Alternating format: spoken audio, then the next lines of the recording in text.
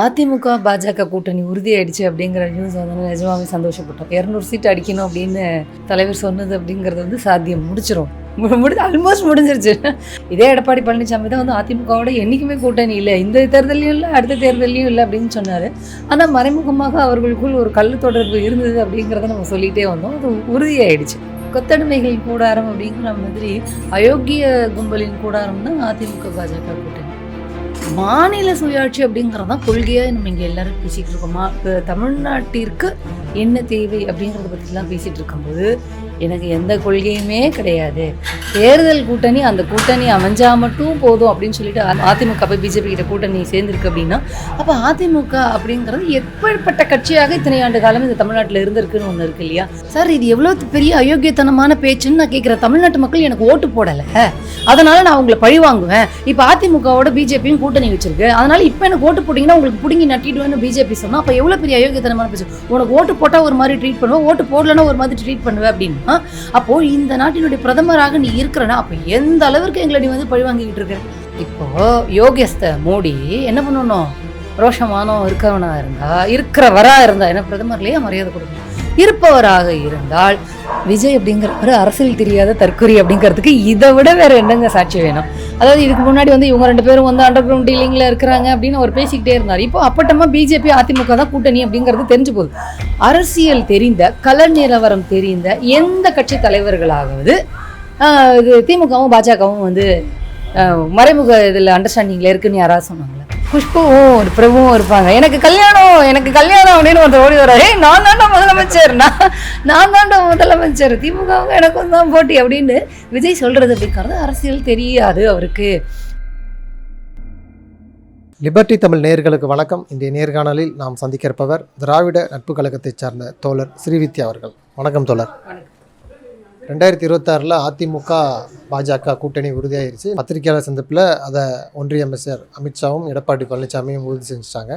இந்த அதிமுக பாஜக கூட்டணியை முதல்வர் மு.க. ஸ்டாலின் அவர்கள் ஒரு விமர்சனம் வைக்கிறார். அதாவது கொத்தடிமைகளின் கூடாரங்களின் தலைமையை பாஜக மிரட்டி கூட்டணி வச்சிருச்சு, அவங்களுடைய செயல் திட்டத்தை அமல்படுத்த பார்க்குறாங்கன்னு அவர் விமர்சனம் வைக்கிறாரு. எடப்பாடி சொல்கிறாரு, ஸ்டாலினுக்கு நேற்று நைட்லேருந்தே தூக்கம் இல்லை, இந்த கூட்டணியை பார்த்து அவர் பீதியில் இருக்கிறாருன்னு எடப்பாடி விமர்சனம் பண்ணுறாரு. இந்த அதிமுக பாஜக கூட்டணி இவர்களுடைய விமர்சனத்தை நீங்கள் எப்படி பார்க்குறீங்க? அதிமுக பாஜக கூட்டணி உறுதியாயிடுச்சு அப்படிங்கிற நியூஸ் வந்து நிஜமாவே சந்தோஷப்பட்டோம். 200 சீட் அடிக்கணும் அப்படின்னு தலைவர் சொன்னது அப்படிங்கிறது வந்து சாத்தியம் ஆல்மோஸ்ட் முடிஞ்சிருச்சு. நடந்தால் போகுது. ஏன்னா இவங்க கூட்டணி உறுதி அப்படிங்கிறது நம்ம ஏற்கனவே சொல்லிகிட்டு இருந்தோம். அதிமுக பிஜேபி கூட்டணி அப்படிங்கிறது போது நீங்கள் அந்த ப்ரெஸ் மீட் பார்த்தாலே தெரியும், கூட்டணிக்கு அழைத்து வரப்பட்டார் எடப்பாடி பழனிசாமி அப்படின்னு தான் தெரியுது. ஏன்னா இவர் அனௌன்ஸ் பண்ணல, அமித்ஷா வந்து அனௌன்ஸ் பண்ணிகிட்டு இருக்காரு.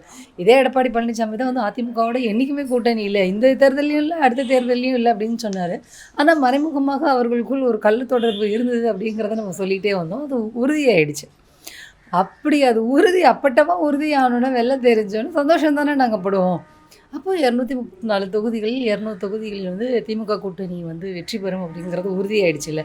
ஏன்னா அந்த கூட்டணி கள்ள கூட்டணி, ஒரு அயோக்கியத்தனமான கூட்டணி, மோசமான கூட்டணி, கொள்ளைக்கார கூட்டணி, தமிழ்நாட்டுக்கு விரோதமான கூட்டணி அப்படிங்கிறத நம்ம சொல்லிக்கிட்டே இருந்தோம். இன்றைக்கி அவங்களே வந்து ஆமாம் நாங்கள் மோசமானவர்கள் அப்படிங்கிறத உறுதி செஞ்சுட்டாரு எடப்பாடி பழனிசாமி. அப்புறம் ரொம்ப சந்தோஷமாக இருக்கும். இதனால் முதலமைச்சர் தூக்கம் இல்லாமல் இருந்தாரான்னா கிடையாது, ரொம்ப சந்தோஷம்தான். ஐயோ பீதியாமா 200 தொகுதி வந்து வெற்றி பெறணும் அப்படின்னு நம்ம சொல்லிக்கிட்டு இருந்தோம். 200க்கு மேற்பட்ட தொகுதிகளும் வெற்றி பெறுவதற்கான வாய்ப்பு வந்து உருவாகி இருக்கிறது அப்படின்னு தலைவர் சந்தோஷம்தான் பட்டிருந்திருப்பார். இந்த கூட்டணி அப்படியே ஒரு பயங்கரமான கூட்டணி, கொத்தடிமைகளின் கூடாரம் அப்படிங்கிற மாதிரி அயோக்கிய கும்பலின் கூடாரம் தான் அதிமுக பாஜக கூட்டணி. அப்போ இவர்களை மக்கள் முன்னால் அம்பலப்படுத்துவதற்கு இன்னுமே அதிக வாய்ப்புகள் இருக்குது இல்லையா? இது வரைக்கும் கள்ள தொடர்பில் இருந்தார்கள், நம்ம போய் சொன்னால் கூட சில பேருக்கு கள்ள தொடர்பு புரியாமல் இருந்தது. இப்போ இந்த தொடர்பு நேரடியாக தெரிந்து விட்டது. பிஜேபி அப்படிங்கிறது எப்படிப்பட்ட ஒரு அயோக்கிய கும்பல், அதனுடைய அதிமுக போய் சேர்ந்திருக்கு. இது வரைக்கும் அவர்களும் இவர்களும் சேர்ந்து எதெல்லாம் தமிழ்நாட்டுக்கு எதிராக செய்தார்கள். அப்போ இந்த கூட்டணி வந்து நிற்கிது அப்படின்னா எதால் அடித்து விரட்டுவது அப்படின்னு மக்களுக்கு சொல்கிறதுக்கு இன்னுமே ஈஸியாக இருக்கும். கொள்கை வேறு கூட்டணி வேறு அப்படின்னு சொல்கிறாங்க. இன்றைக்கு கூட வைகை செல்வன் சொல்கிறாரு, ஒரு துளி கூட நாங்கள் கொள்கை விட்டு கொடுக்க மாட்டோம் அப்படிங்கிறாரு. இது இயற்கையாக அமைந்த கூட்டணி, எந்த வித டிமாண்டும் இல்லாத அமைந்த கூட்டணிங்கிறாங்க. அதான் கூட்டணிக்கு கூட்டி வரப்பட்டார் எடப்பாடி பழனிசாமி. அவராக சொன்னார், அமித்ஷா சொன்னார், இவர் பக்கத்தில் இருந்து கேட்டுக்கிட்டாரு. கொள்கை வேறு, தேர்தல் கூட்டணி வேறு அப்படிங்கிறது நமக்கு எல்லாருமே புரியுது. ஆனால் மாநில சுயாட்சி அப்படிங்கிறது தான் கொள்கையாக நம்ம இங்கே எல்லோரும் பேசிக்கிட்டு இருக்கோமா? இப்போ தமிழ்நாட்டிற்கு என்ன தேவை அப்படிங்கிறத பற்றிலாம் பேசிகிட்டு இருக்கும்போது எனக்கு எந்த கொள்கையுமே கிடையாது, தேர்தல் கூட்டணி அந்த கூட்டணி அமைஞ்சால் மட்டும் போதும் அப்படின்னு சொல்லிட்டு அதிமுக போய் பிஜேபி கிட்ட கூட்டணி சேர்ந்துருக்கு அப்படின்னா, அப்போ அதிமுக அப்படிங்கிறது எப்படிப்பட்ட கட்சியாக இத்தனை ஆண்டு காலம் இந்த தமிழ்நாட்டில் இருந்திருக்குன்னு ஒன்று இருக்குது இல்லையா? நான் என்ன கேட்குறேன், அதிமுகவிற்கு மாநில சுயாட்சிங்கிற ஒரு கொள்கை இருக்கா இல்லையா? மாநில உரிமைன்னு ஏதாவது ஒரு கொள்கை இருக்கா இல்லையா? பேரறிஞர் அண்ணாவின் இருமொழி கொள்கை இருக்கா இல்லையா? தமிழ்நாட்டிற்கு தமிழ்நாடு அப்படிங்கிற பேர் என்றுமே நிலைத்து இருக்கணுங்கிற கொள்கை இருக்கா இல்லையா? தமிழ்நாட்டினுடைய வளர்ச்சி ஒரு கொள்கையாக இருக்கா இல்லையா? கொள்கை வேறு, கூட்டணி வேறு. இந்த கொள்கையெல்லாம் வச்சுக்கிட்டு நான் பிஜேபியோட நான் போய் கூட்டணி சேருவேன். சரி, கொள்கையெல்லாம் விட்டுட்டு நாங்கள் தேர்தலுக்காக மட்டும் சேர்றேன் அப்படின்னு சொன்னால், அடிப்படையில் இந்த கொள்கை உனக்கு இருக்குது அப்படின்னு சொன்னால், தமிழ்நாட்டிற்கு எதிராக நிதி தராத பிஜேபியை இப்போ கையை பிடிச்சி நிதியை கொடுக்க வச்சுருவாங்களா? தமிழ்நாடு, ஒட்டுமொத்த தமிழ்நாடும் நீட் தேர்வு வேண்டாம்னு சொல்லும்போது அந்த மசோதாவிற்கு கையெழுத்து போடாமல் பிஜேபி திருப்பி அனுப்பிச்சிச்சு. இப்போ தேர்தல் கூட்டணியில் இருக்கும் அப்படின்னு சொல்லிட்டு அதிமுக பிஜேபி கையை பிடிச்சி நீட் விலக்கு மசோதாவுக்கு கையெழுத்து போடுங்கன்னு வாங்கிடுமா? நிதி கொடுக்காமல் இருக்கிறப்ப நிதியை வாங்கிடுவாங்களா? ஏங்க தப்பு இல்லை, ரொம்ப சிம்பிளாக கேட்குறாங்க. இன்னுமே அதிமுக பிஜேபி தமிழ்நாடுக்கு எதிரான கும்பல் கூட்டணி அப்படிங்கிறத இன்னுமே எளிமையாக புரிஞ்சுக்கணும். அப்படின்னா இரும்பு காலம் அப்படிங்கிறது 5300 ஆண்டுகளுக்கு முன்னாடி தமிழ்நாட்டிலிருந்து தான் தொடங்கிச்சு அப்படிங்கிறத ஆய்வுபூர்வமாக, அறிவியல் பூர்வமாக பல தரவுகளை வச்சு தமிழ்நாடு அரசு, திமுக அரசு ஒரு அறிக்கை வெளியிட்டு உலகத்திற்கே இந்த செய்தியை சொல்லும்போது அதை ஏற்றுக்கொள்ளாத கும்பல் தான் பிஜேபி கும்பல். இப்போது அதிமுகவும் பிஜேபி கூட்டணியில் இருக்குது. அதிமுக அப்போ சொல்லிடுமா, உலகின் தொன்மையான இனம் அப்படிங்கிறது தமிழினம் தான், இரும்பு காலம்ங்கிறது இங்கே தான் தோன்றியிருக்கு, அதை நீங்கள் ஏற்றுக்கணும், அதை ஏற்றுக்கிட்டு ஒன்றிய அரசு அதிகாரப்பூர்வமாக உலகிற்கு அறிவிக்கணும் அப்படிங்கிறது அதிமுக போய் சொல்லிடுமா? ஓபிசிக்கு எதிராக இன்று வரை இடஒதுக்கீடு அப்படிங்கிறத இடஒதுக்கீடுக்கு எதிரான கட்சி தான் பிஜேபி. உச்சநீதிமன்றத்தில் போய் அஃபிடவிட் போட்டாங்க, ஓபிசிக்கு இடஒதுக்கீடுலாம் கொடுக்க முடியாது அப்படின்னு சொல்லிட்டு. இடஒதுக்கீடுங்கிறது ரத்து செய்யணும் அப்படிங்கிற சிந்தனை இருக்கக்கூடிய கட்சி தான் பிஜேபி. அந்த பிஜேபியோட போய் அதிமுக கூட்டணி சேர்ந்துக்கிட்டு இது தேர்தல் கூட்டணி அப்படின்னா எவ்வளோ ஒரு அயோக்கியத்தனமான ஒரு இல்லை. திமுக ஆல்ரெடி இதுக்கு முன்னாடி கூட்டணி வச்சுருக்காங்க பாஜக கூட, இப்போ அதிமுக வச்சுருக்கிறாங்க.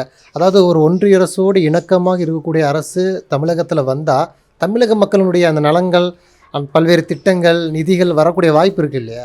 அதாவது அதிமுகவும் கூட்டணி வச்சுருக்கு பிஜேபியோட. அதிமுக பிஜேபி அப்புறம் கவுத்து விட்டுச்சு.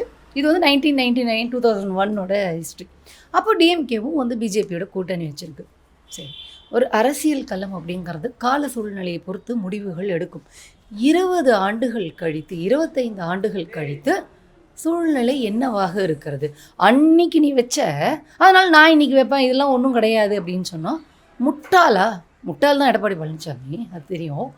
அப்போ 20 ஆண்டு காலம் கழித்து பிஜேபி எந்த நிலைப்பாடில் இருக்கிறது? அது மாநில சுயாட்சிக்கு ஆதரவாக இருக்கிறதா, எதிராக இருக்கிறதா? தமிழ் மொழிக்கு ஆதரவாக இருக்கிறதா, எதிராக இருக்கிறது? தமிழ் மொழியை மதித்து இருக்கிறதா, தமிழ்நாட்டு மக்களை மதித்து இருக்கிறதா, எதிராக இருக்கிறதா அப்படின்னு ஒன்று யோசிக்கணும்ல. தமிழ்நாட்டிலிருந்து குண்டு வச்சுட்டு போகிறாங்கன்னு சொன்னது பிஜேபி கும்பல். தமிழ்நாட்டில் பெண்கள் 1000 ரூபா பிச்சை காசு வாங்குறாங்கன்னு இங்கே இருக்கக்கூடிய பெண்களை கொச்சைப்படுத்தியவர்கள் பிஜேபி கும்பல். இப்போ போய் நீ கூட்டணி வச்சுட்டு அதை நியாயப்படுத்தணும்னு நினைக்கிறேன். ஒன்றிய அரசோடு இணக்கமாக இருந்தால் தான் தமிழ்நாடு வளரும்னா, அப்போ இத்தனை ஆண்டு காலமாக பிஜேபி மோடி ஆட்சிக்கு வந்ததுலேருந்து தமிழ்நாட்டுக்கு எதிராக அவர் நடந்துக்கிட்டே இருப்பார். ஏன்னா எனக்கு பிஜேபிக்கு தமிழ்நாட்டில் வாய்ப்பு கொடுக்கல, அதனால் நான் உங்களை பழி வாங்குவேன் அப்படிங்கிற தொனியில் தமிழ்நாட்டு மக்களை கொச்சைப்படுத்திக்கிட்டு இருக்காரு, இழிவுபடுத்திக்கிட்டு இருக்காரு, வஞ்சனை செஞ்சுக்கிட்டு இருக்காரு. எனக்கு நீ ஓட்டு போடல, அதனால் நான் பழி வாங்குவேன். இப்போ நான் அதிமுகவோட கூட்டணி வச்சுருக்கேன், எனக்கு இப்போ நீ ஓட்டு போட்டுனா நான் உனக்கு எல்லாம் செய்வேன்னா, அப்போ எவ்வளோ பெரிய அயோக்கியத்தனமான ஒரு பேச்சு இது. இல்லை, 10 வருஷமாக ஒன்றிய அரசுனால தமிழக ஒன்றிய அரசு மோதனால எந்த வித பலனுமே இல்லை. இப்போ ஆந்திராவில் சந்திரபாபு நாயுடு ஒரு சாணக்கியத்தனமாக பண்ணி ஒரு ஆட்சியை பிடிச்சார். அதுபோல் எடப்பாடி பழனிசாமி தன்னுடைய சாணக்கியத்தனத்தை அரசியலில் காட்டி மக்களை வெளில போகிறாரு. சார், இது எவ்வளோ பெரிய அயோக்கியத்தனமான பேச்சுன்னு நான் கேட்குறேன். தமிழ்நாட்டு மக்கள் எனக்கு ஓட்டு போடலை, அதனால் நான் உங்களை பழி வாங்குவேன். இப்போ அதிமுகவோட பிஜேபியும் கூட்டணி வச்சிருக்கு, அதனால் இப்போ எனக்கு ஓட்டு போட்டிங்கன்னா உங்களுக்கு பிடுங்கி நட்டிடுவேன்னு பிஜேபி சொன்னால் அப்போ எவ்வளோ பெரிய அயோக்கியத்தனமான பேச்சு. உனக்கு ஓட்டு போட்டால் ஒரு மாதிரி ட்ரீட் பண்ணுவேன், ஓட்டு போடலைன்னா ஒரு மாதிரி ட்ரீட் பண்ணுவேன் அப்படின்னா, அப்போது இந்த நாட்டினுடைய பிரதமராக நீ இருக்கிறனா அப்போ எந்த அளவிற்கு எங்களை நீ பழி வாங்கிக்கிட்டு இருக்கிற? சட்ட ரீதியாக அப்போ அங்கே உள்ள உட்காந்துக்கிட்டு பிரதமராக சீட்டில் உட்காந்துக்கிட்டு எங்களை எந்த அளவுக்கு பழி வாங்கிக்கிட்டு இருப்பேன்? தமிழ்நாடு புறக்கணிச்சு பண்ணிகிட்டு இருக்கிற இல்லையா? அப்போது உனக்கு தலைமை பண்பே இல்லாமல் ஓட்டு போடலங்கிறதுக்காக பழிவாங்க, ஓட்டு போட்டால் எல்லாத்தையும் வந்து செய்வியா? அப்போ இது அயோக்கியத்தனமான பேச்சு இல்லையா? அது அதிமுக பாஜக கூட்டணிக்கும் தமிழக மக்கள் தான் ஓட்டு போட போகிறாங்க. ஏங்க அதை தாங்க சொல்கிறேன். இப்போ நீ என்ன வந்து ஓட்டு கேட்ப? எங்களுக்கு வந்து நீங்கள் ஓட்டு போடல இது வரைக்கும், இதுக்கப்புறம் ஓட்டு போட்டிங்கன்னா உனக்கு எல்லாமே செய்வேன்னா, அப்போ ஓட்டு போடலன்னு நீ செய்ய மாட்டேன்னா அப்போ உனக்கு பிரதமர் தகுதி சீட்டில் இருக்கிறதுக்கு உனக்கு தகுதி இல்லாதவன் தானே. அது எப்படிங்க நீ வஞ்சிப்பேன்னு செய்வ?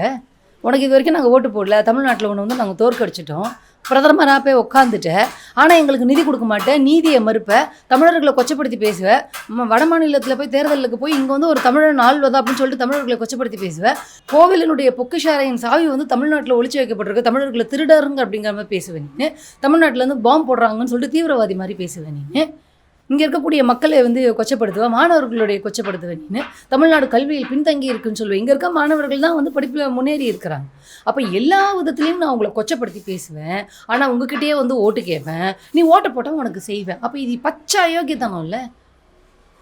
அப்போ எந்த மூஞ்சி வச்சுட்டு இப்படி பேசும்போது நம்மளுக்கு தெரியுது இல்லைங்க ஈஸியாக இப்போ இவங்க எவ்வளோ அயோக்கியத்தனமாகும். இது போய் நாங்கள் மக்கள்கிட்ட சொல்லுவோம்ல, இது வரைக்கும் நீ என்ன செஞ்ச?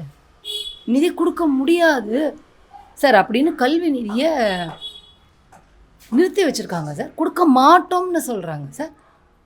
தமிழ்நாட்டிலேருந்து வந்தவர்கள் நாகரீகமற்றவர்கள் அப்படின்னு நாடாளுமன்றத்திலேயே சொன்னவங்க சரியாங்க. அப்போது ஓட்டு போடலன்னா ஒரு பேச்சு, ஓட்டு போட்டால் ஒரு பேச்சு அப்படின்னு நீ சொல்கிற அயோக்கியத்தனமான பேச்சு தானே. ஆனால் திமுக தலைவர் என்ன சொல்கிறாரு? ஓட்டு போடாத மக்களும், இப்போ நாங்கள் ஆட்சிக்கு வந்துட்டோம், ஆனால் ஓட்டு போடாத மக்களும் அவர்களுடைய ஆதரவையும் பெறுவதற்கு நாங்கள் என்ன திட்டங்களெல்லாம் எடுத்துகிட்டு வர முடியும், தமிழ்நாட்டை எப்படி வளர்ச்சி பாதையில் கொண்டு போக முடியும்னு நீங்களே பாராட்டுற அளவுக்கு நாங்கள் ஆட்சி செய்வோம்னு சொல்லக்கூடிய தலைமைங்க. எங்களுக்கு ஓட்டு போடல, உங்களை புறக்கணிச்சுட்டு இருந்தோம், இனிமேல் ஓட்டு போட்டால் சமரசமாக போய் பண்ணுவோம். சார் மாநிலத்தில் அதாவது இவங்க கூட்டணியில் இருந்தால் தமிழ்நாட்டை வளர்த்துருவாங்களாமா? மணிப்பூர் நிலைமை என்னாச்சு? காஷ்மீர் நிலைமை என்னாச்சு? மணிப்பூரில் இப்போ வரைக்கும் கலவரம் இருக்குது. அதை தடுக்கிறதுக்கோ அதை இது பண்ணுறதுக்கோ ஒரு ஸ்டெப்பு கூட எடுக்காதவர் தானே பிரதமர் மோடி. இப்போ தமிழ்நாட்டில் வந்தோம்னு நொட்டிடுவாங்களாமா? காஷ்மீரில் கூட்டணி அமைஞ்சாங்க, அப்புறம் என்னாச்சு? ஏன் சார் தமிழ்நாடுன்னு பேர் இருக்கக்கூடாதுன்னு சொல்கிறவங்க தானே பிஜேபி, அவங்களோட போய் அதிமுக கூட்டணி சேர்ந்துருக்கு.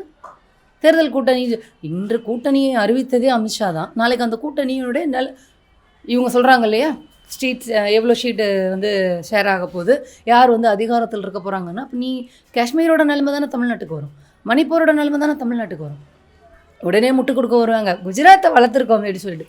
தமிழ்நாடு வளர்ச்சியை சிதைத்து இங்கே இருக்கக்கூடிய தொழில் வாய்ப்புகளையும் தொழில் முனைவர்கள் வரும்போதெல்லாம் அவங்கள மிரட்டி நாங்கள் இன்னுமே உங்களுக்கு மானியம் கொடுக்குறோன்னு சொல்லிட்டு அவங்கள மகாராஷ்டிராவுக்கும் குஜராத்துக்கும் கூட்டிகிட்டு போனது தான் பிஜேபி. அப்போது ஓட்டு போடாத தமிழ்நாட்டு மக்களை இவ்வளோ வருஷம் பழி வாங்கிட்டு வளர்ச்சியை தடுக்கிறதுக்கு என்னெல்லாம் செய்ய முடியுமோ செஞ்சுட்டு இப்போ நாங்கள் கூட்டணியில் இருக்கோம், எங்களுக்கு ஓட்டு போட்டோம் அப்படின்னா பாருங்களேன் அப்படியே கழட்டிடுவோம் அப்படின்னு சொல்கிறாங்கன்னா, தமிழ்நாட்டு மக்களை எந்த அளவிற்கு சிந்தனையற்றவர்கள் இவங்க நினச்சிக்கிட்டு இருக்கிறாங்க.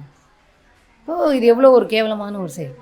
இந்த கேவலமான செயலுக்கு எடப்பாடி பழனிசாமி ஆதரவு தெரிவிச்சுக்கிட்டு இருக்காரு. ஏன் சார் தமிழ்நாட்டிற்கு எதிராக கொண்டு வரப்பட்ட அத்தனை மசோதாவுக்கும் கையெழுத்து போட்டவங்க தானே அதிமுக கும்பல். இன்றைக்கி நாங்கள் தேர்தல் கூட்டணி அப்படின்னு சொல்லிட்டு இருக்கோம் அப்படின்னா, உன்னை காப்பாற்றிக் கொள்வதற்காக இத்தனை ஆண்டு காலம் மாநில என்னது பொது எதிரி திமுகவை வீழ்த்துவதற்கு தான் கூட்டணி. அப்போ இந்த பொது எதிரின்னு நீங்கள் எப்படி கட்டமைக்கிறீங்க? தமிழ்நாட்டினுடைய சுயாட்சிக்காக உரிமைக்காக திமுக போராடிட்டு இருக்கு, அவர்களை நீங்கள் வந்து எதிரின்னு கட்டமைக்கிறீங்க. ஒன்று, தமிழ்நாட்டை பொருளாதார ரீதியில் வளர்ச்சி அடைஞ்ச செய்துட்டு இருக்கிறது வந்து திமுக அரசு, அவர்களை நீங்கள் வந்து எதிர்க்கணும்னு கூட்டு செஞ்சுருக்கீங்க. அப்போ நீங்கள் எப்படிப்பட்டவங்க? இருமொழி கொள்கையை பாதுகாக்கணும், தமிழ்நாட்டினுடைய பண்பாடை பாதுகாக்கணும், திராவிடம் அப்படிங்கிற ஒரு கொள்கை இருக்குது, அதனுடைய வளர்ச்சி அப்படிங்கிறத வந்து நம்ம வந்து கொண்டு சென்று வளர்க்கணும் அப்படின்னு அந்த திமுகவை நீங்கள் எதிராக நினைப்பீங்க அப்படின்னா அப்போ உங்களுடைய நோக்கம் என்ன?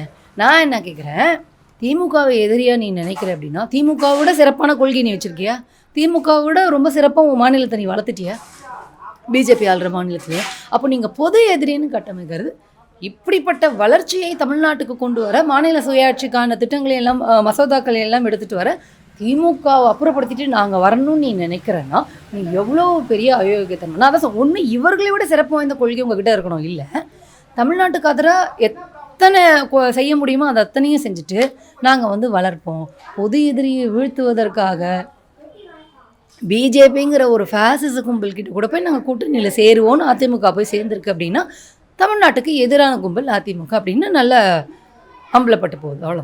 ஒரு புறம் திமுக, இன்னொரு புறம் அதிமுக பாஜக. இதில் தாபேகா தலைவர் விஜய் அவர்கள் ஒரு அறிக்கை வெளியிட்டிருக்கிறாரு, இப்போவும் போட்டி எங்களுக்கும் திமுகவும் தான் அப்படின்னு அவர் ஒரு அறிக்கை வெளியிட்டுறாரு. அவரோட அறிக்கையே பெரிய குழப்பமாக இருக்குது. அவரை பொறுத்த வரைக்கும் இன்றைக்கும் பாஜக வந்து மறைமுகமாக திமுக கூட ஒரு கூட்டணி, வெளிப்படையாக அதிமுக கூட ஒரு கூட்டணின்னு அவர் ஒரு அறிக்கை வெளியிடுறாரு. அவருடைய அரசியல் நிலை எப்படி இருக்குன்னு பார்க்குறீங்க? விஜய் அப்படிங்கிறவர் அரசியல் தெரியாத தற்கொலை அப்படிங்கிறதுக்கு இதை விட வேறு என்னங்க சாட்சி வேணும்? அதாவது இதுக்கு முன்னாடி வந்து இவங்க 2 பேரும் வந்து அண்டர் கிரவுண்ட் டீலிங்கில் இருக்கிறாங்க அப்படின்னு அவர் பேசிக்கிட்டே இருந்தார். இப்போ அப்பட்டமாக பிஜேபி அதிமுக தான் கூட்டணி அப்படிங்கிறது தெரிஞ்சு போகுது. அரசியல் தெரிந்த, கள நிலவரம் தெரிந்த எந்த கட்சி தலைவர்களாவது இது திமுகவும் பாஜகவும் வந்து மறைமுக இதில் அண்டர்ஸ்டாண்டிங்கில் இருக்குன்னு யாராவது சொன்னாங்களா? ஏன்னா கள நிலவரம் தெரியுது, அரசியல் தெரியுது, பிஜேபி எப்படியெல்லாம் செயல்பட்டு கொண்டு இருக்கிறது, அதிமுகவை ஊழல்லேருந்து எப்படியெல்லாம் காப்பாற்றி கொண்டு வருது, அவங்கள எப்படியெல்லாம் அடிமைப்படுத்திக்கிட்டு இருக்குன்னு கண்கூடா தெரிந்ததுக்கப்புறம் அது என்ன படம், குஷ்புவும் ஒரு பிரபுவும் இருப்பாங்க, எனக்கு கல்யாணம் அப்படின்னு ஒருத்தர் ஓடி வர்றாரு, நான் தாண்டா முதலமைச்சர், திமுகவும் எனக்கும் தான் போட்டி அப்படின்னு விஜய் சொல்கிறது அப்படிங்கிறது அரசியல் தெரியாது அவருக்கு.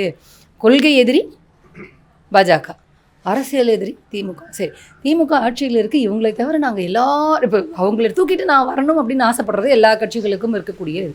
நான் என்ன கேட்குறேன், உன்னோட கொள்கை எதிரி பாஜகவும் ஊழல் கட்சி அதிமுகவும் மாநிலத்திற்கு எதிராக இருக்கக்கூடிய அதிமுகவும் கூட்டணி சேர்ந்திருக்கு.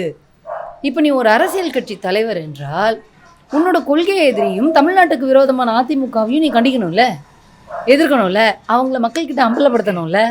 வாயை திறக்க மாட்டேன்றாரு. அதிமுக பாஜக கூட்டணியை அம்பலப்படுத்துவதற்கு ஏன் விஜய் பயப்படுறாரு? அந்த அறிக்கையிலே சொல்லிருக்காரு. என்ன சொல்லிருக்காரு? பங்காளிகளோடு மீண்டும் கூட்டணி வச்சிருக்காங்க சார். அந்த கூட்டணி தமிழ்நாட்டுக்கு எவ்வளோ கேடு செஞ்சிருக்கு அப்படின்னு நீ ஏன் சொல்ல மாட்டேங்கிற?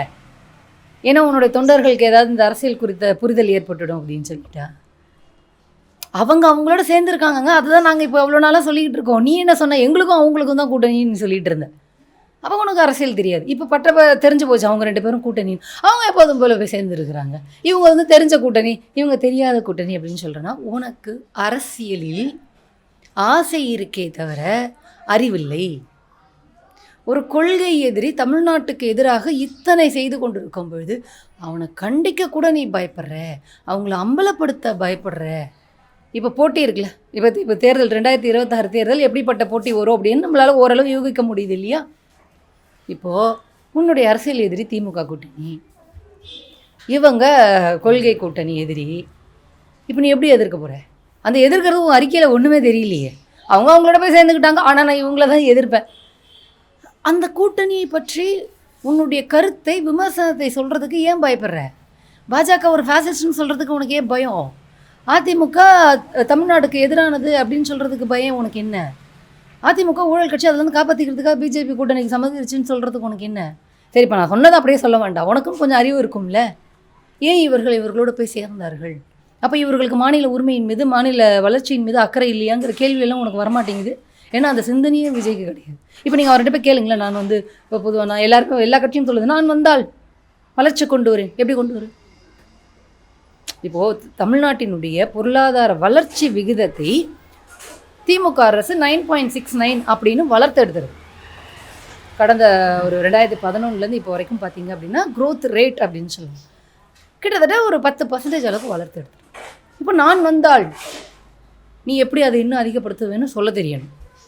நான் வந்தால் வன்முறையை வந்து கட்டுப்படுத்தி விடுவேன், இல்லை வன்முறையே இல்லாமல் செய்து விடுவேன் எப்படின்னு சொல்லணும். வாயிருக்கு யார் வேணால் சொல்லலாம், இதை பண்ணிவிடுவேன் அதை பண்ணிவிடுவேன் எப்படி வேணாலும் சொல்லலாம். ஆனால் இதை சொல்ல தெரியணும்ல.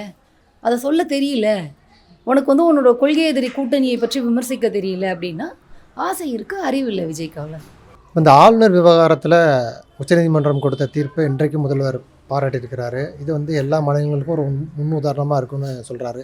அதாவது உச்சநீதிமன்றமே இதை எல்லா மாநில ஆளுநர்களுடைய செயலாளர்களுக்கும் இது அனுப்பப்படும், உயர்நீதிமன்றங்களுக்கும் அனுப்பப்படும்னு உச்சநீதிமன்றம் சொல்லியிருக்கு. இது வரலாற்றில் ஒரு மிக சிறப்பான தீர்ப்புன்னு முதல்வர் பாராட்டுறாரு. இந்த ஆளுநர் விவகாரத்தை எப்படி பார்க்குறீங்க?